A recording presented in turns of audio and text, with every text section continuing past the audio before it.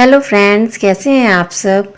आज मैं आपके लिए लाई हूँ एक हिस्ट्री से रिलेटेड स्टोरी।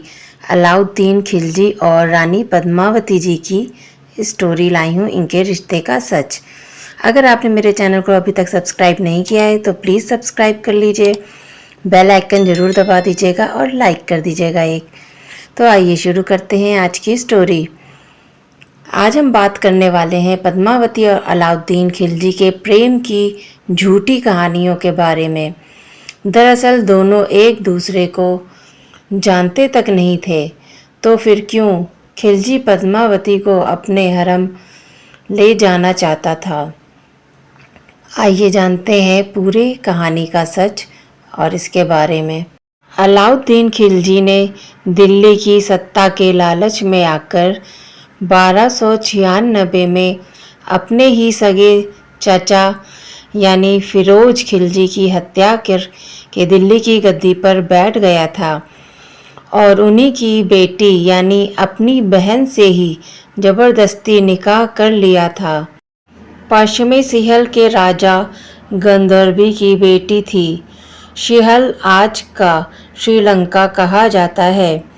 पद्मावती को चित्तौड़ के महाराज रतन सिंह स्वयंवर में जीतकर अपने राजमहल लाए थे। राजा रतन सिंह उच्च कोटि के राजा होने के साथ साथ कला और संगीत के प्रेमी थे। उनके दरबार में कई संगीतकार थे। उन्हीं में से एक था राघव चेतन नाम का संगीतकार। वो एक अच्छा संगीतकार होने के साथ साथ काला जादू भी करता था। एक दिन राजा ने उसे काला जादू करते हुए पकड़ लिया था, जिसके बाद उसे रतन सिंह ने अपने राज्य से निष्कासित कर दिया था।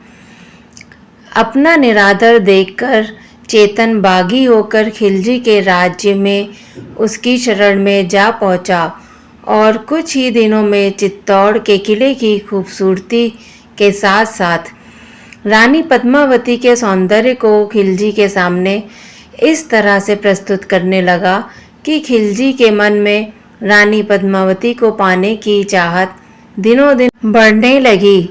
राघव चेतन ने एक दिन अलाउद्दीन खिलजी से कहा, इतनी खूबसूरत रानी पद्मावती तो आपकी बेगम होनी चाहिए। बस फिर क्या था, खिलजी ने अपने मन में रानी पद्मावती के बारे में गलत विचार लिए। अपनी फौज के साथ चित्तौड़ की ओर कूच करने लगा। जब खिलजी चित्तौड़ के किले के पास पहुंचा तो किले के चारों ओर कड़ी सुरक्षा थी और इस कड़ी सुरक्षा के कारण किले के अंदर प्रवेश नहीं कर पा रहा था।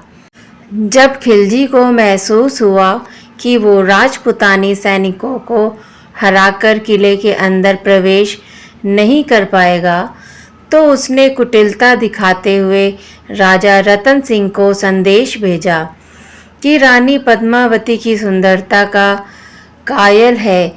वो एक बार रानी से भेंट करना चाहता है और ये भेंट शिष्टाचार के परिपूर्ण होगी। रानी को वो अपनी बहन की नज़रों से ही देखेगा। अलाउद्दीन खिलजी का संदेश सुनकर राजा रतन सिंह ने प्रजा और राज्य का हित देखते हुए खिलजी का प्रस्ताव मान लिया और अगले दिन खिलजी को महल के अंदर आने का इंतज़ाम करवा दिया। अलाउद्दीन अपने कुछ भरोसेमंद सैनिकों के साथ चित्तौड़ के किले में प्रवेश कर गया। उसका अंदर स्वागत किया गया। आगे ये हुआ दोस्तों कि उसका स्वागत किया गया और शर्त के अनुसार उसे रानी पद्मावती को दिखाया गया, लेकिन रानी खुद सामने नहीं आई। खिलजी को एक बड़े शीशे में रानी का प्रतिबिंब दिखाया गया। खिलजी को पद्मावती का प्रतिबिंब इतना पसंद आया कि उसकी नीयत बिगड़ गई। सोचने लगा था कि जिसका प्रतिबिंब ही इतना सुंदर हो तो वो खुद कितना ही सुंदर होगी। अब खिलजी ने रानी पद्मावती को अपने महल, अपने हरम में ले जाने की कोशिश की। इसके लिए उसने सैनिकों की मदद से राजा रतन सिंह को धोखे से बंदी बनाकर अपने कबीले के चला गया और रानी पद्मावती को संदेश भेजा कि अगर राजा रतन सिंह और अपने राज्य के सभी मर्दों को जिंदा चाहती हो तो मेरे साथ मेरे हरम में चलना पड़ेगा। अगले दिन खिलजी का संदेश मिला कि रानी उसके साथ हरम में चलने को तैयार है, लेकिन उसकी शर्त है कि राजा रतन सिंह और उनके अन्य सैनिकों को जिंदा रखा जाए, उन्हें जिंदा छोड़ना होगा। अलाउद्दीन ने रानी की शर्त मंजूर कर ली। अगली सुबह अब जब 40 डोली सजाई गई और उसमें रानी पद्मावती नहीं बल्कि चित्तौड़ के प्रधान सेनापति गौरा और बादल सिंह ने अपनी तलवारें और शस्त्र लेकर अपने चुनिंदा सैनिकों के साथ डोलियों में बैठकर किले के बाहर आ गए। सजी हुई डोली देखकर राजा रतन सिंह अत्यंत दुखी हुए। उन्हें लगने लगा था कि रानी ने उनको धोखा दिया है और उस जाहिल के साथ जा रही है, लेकिन ऐसा नहीं था।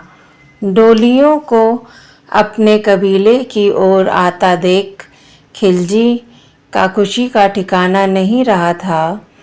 डोलियां उसके कबीले के अंदर पहुंचाई गईं तो उनमें से तलवारें लेकर गोरा और बदल सिंह अपने वीर सैनिकों के साथ बाहर निकल आए और खिलजी की सेना पर टूट पड़े। इस तरह से वे राजा रतन सिंह को खिलजी की कैद से छुड़ाकर ले जाने में सफल रहे, लेकिन गौरा को युद्ध में अपने प्राण गंवाने पड़े। अपने साथ हुए धोखे की वजह से खिलजी रास्ते में गुस्से से बौखला गया और अपने सैनिकों को किले में घुसने का आदेश दे दिया। महीनों तक युद्ध चलता रहा।